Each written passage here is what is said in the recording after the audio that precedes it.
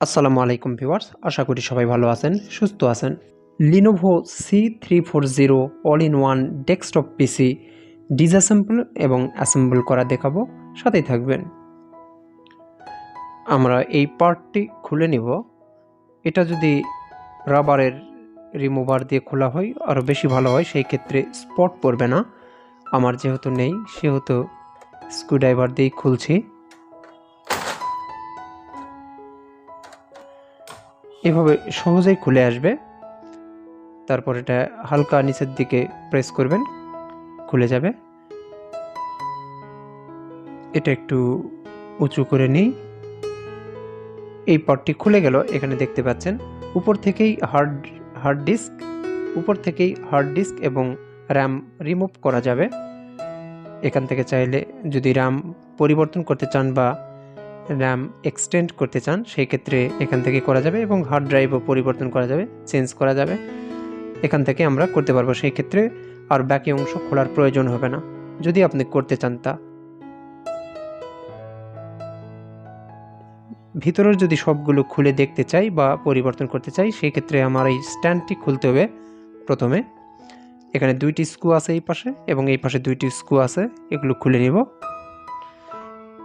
তার জন্য খুব সহজেই যেন খুলতে পারি এবং আমার পিসিটি যেন ক্ষতিগ্রস্ত না হয়, এই জন্য আমি এটা কোনো নরম বস্তুর উপর বা টাওয়াল বা নরম কাগজের উপর আমি এটি শোয়াই নেব।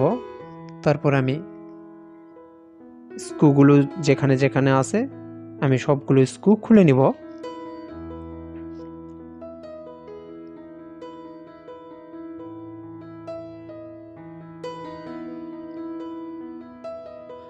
এখানে একটা ডিভিডি রোম আছে, ডিভিডি রোমটি খুলব। যদি একটি স্ক্রুও বাকি থাকে সেই ক্ষেত্রে কভারগুলো খোলা সম্ভব হবে না, সেই ক্ষেত্রে ভেঙে যেতে পারে। আমি এখানে 4টি স্ক্রু আছে স্ট্যান্ডের সঙ্গে, এই পাশে 2টি এবং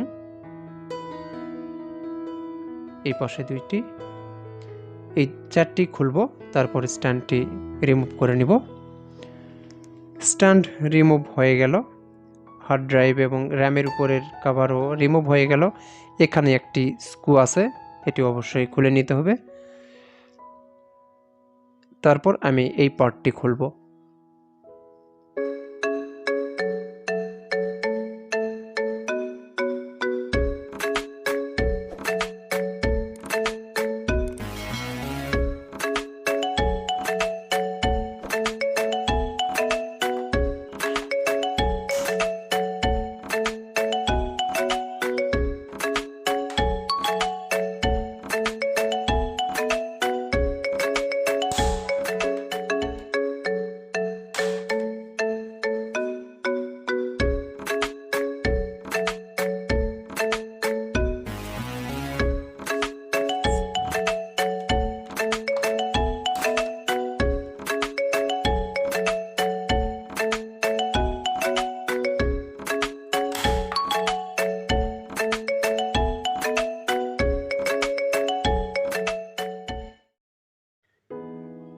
এই অবস্থায়ও র্যাম খোলা যাবে বা পরবর্তীতেও র্যাম খুলে নেওয়া যাবে যদি র্যাম পরিবর্তন করতে চান বা এক্সটেন্ড করতে চান। এখানে 2টি স্লট আছে, 2টি স্লটেই আপনি র্যাম যুক্ত করতে পারবেন।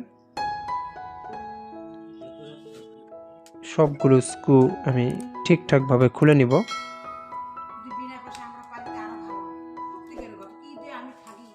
এখন আমি এই পর্যায়ে হার্ড ডিস্কটি খুলে নিব।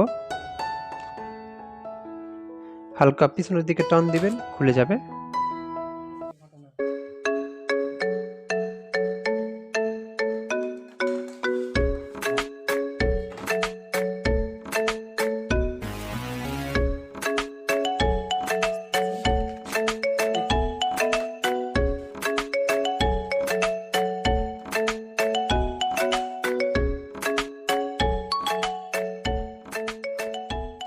কোনো ক্ষেত্রেই প্রেসার দেওয়া যাবে না।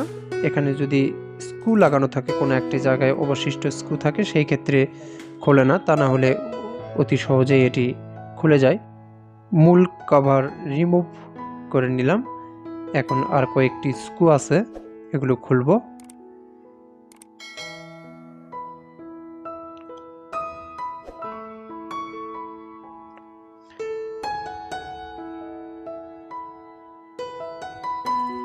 আমি এই কভারটি রিমুভ করব। এখানে এটা হচ্ছে মাদারবোর্ড, এটা হচ্ছে বায়োস ব্যাটারি। আমি বায়োস ব্যাটারিটি রিমুভ করব।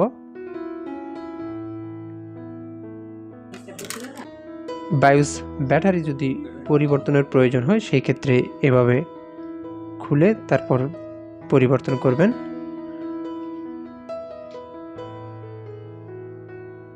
আর বাকি অংশ খোলা বলতে এখানে কুলিং ফ্যান আছে, কুলিং ফ্যানটা খুললাম না, আমি আবার এগুলোকে অ্যাসেম্বল করব।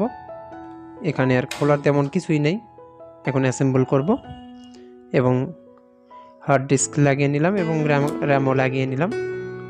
পুনরায় কভার সবগুলো লাগানোর পূর্বে আপনি অবশ্যই পাওয়ার দিয়ে দেখবেন যে সব কিছু ঠিক আছে কিনা বা রান করে কিনা।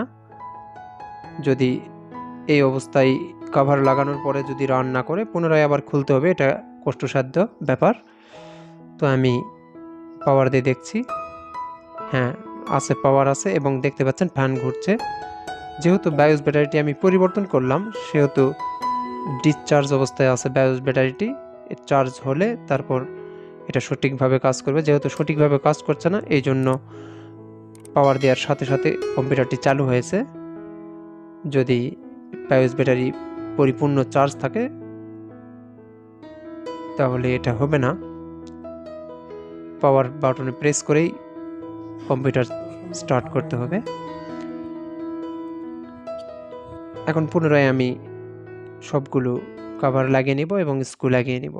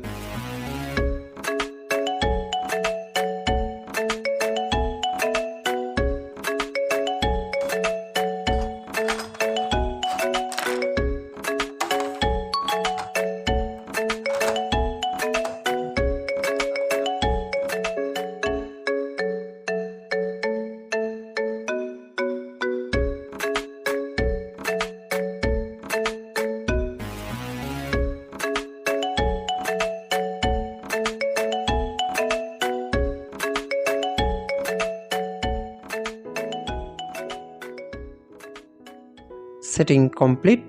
পাওয়ার বাটন প্রেস করে আমি কম্পিউটারটি চালু করব।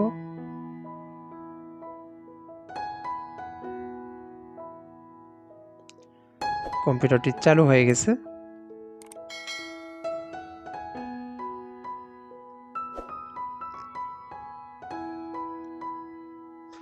এই ছিল ভিডিওটি ভালো লাগলে অবশ্যই লাইক, কমেন্ট, শেয়ার করবেন আর সাবস্ক্রাইব করে সাথেই থাকবেন।